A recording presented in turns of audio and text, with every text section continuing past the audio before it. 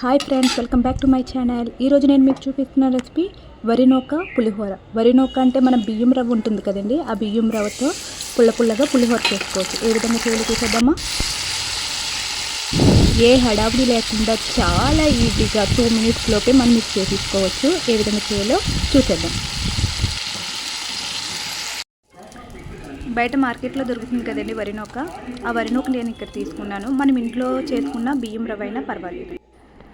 1 cup బియ్యం రవ్వకి 2 కప్పులు water వేసుకోవాలండి. ఒక గిన్నెలో 2 కప్పులు వాటర్ వేసుకుని అది కొంచెం కాగాక బియ్యం రవ్వ వేసుకుని సిమ్లో పెట్టేసి ఉడకనివ్వాలి.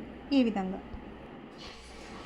పులిహోర తాలింపుకి పచ్చిశనగపప్పు, మినప్పప్పు, పచ్చిమిరపకాయలు, ఆవాలు, కొంచెం జీలకర్ర, కరివేపాకు, నిమ్మకాయలు ఇవన్నీ తీసుకోవాలి. ఇదే పులిహోరని చింతపండుతో కూడా చేయొచ్చండి. నేను నిమ్మకాయతో చేస్తున్నాను.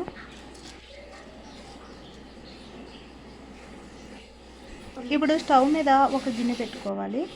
గిన్నె పెట్టుకుని తాలింపుకి తగినంత ఆయిల్ వేసేసుకోవాలి. ఆయిల్ వేడవగానే మన తాలింపు సరుకులన్నీ వేసేసుకోవాలి.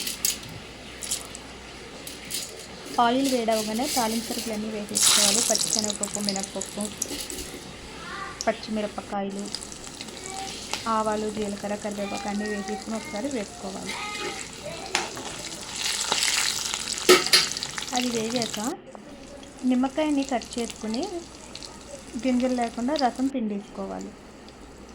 నేను 2 నిమ్మకాయల రసం తీసుకుని వేస్తున్నానండి. ఇంకా కొంచెం పసుపు వేసుకోవాలి.